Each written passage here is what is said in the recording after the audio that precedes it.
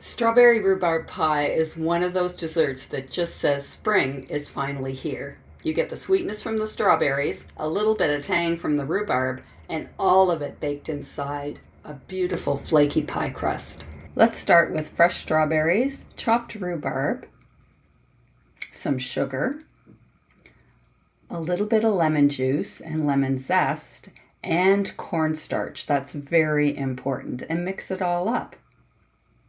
Now we drop the pie filling onto my all butter pie crust, and I'll leave a link for that below.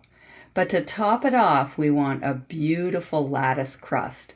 So easy, just like weaving a basket, really.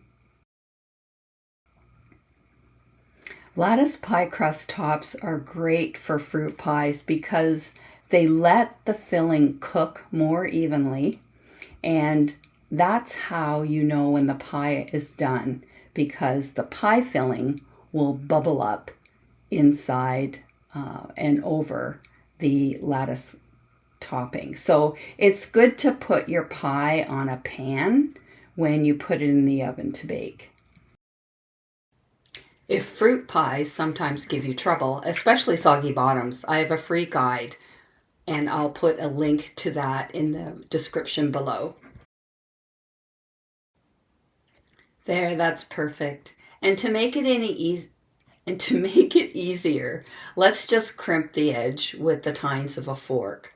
I always brush an egg wash over my pie crust before I pop it in the oven, and use a pie shield. It's very important. The pie is ready to come out. The filling should be bubbling and the crust nice and golden.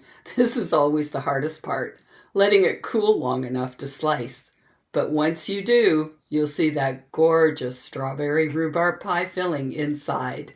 Sweet, tangy, and perfect for spring. But keep watching. We've got lots of delicious pie recipes for you to try. Happy baking.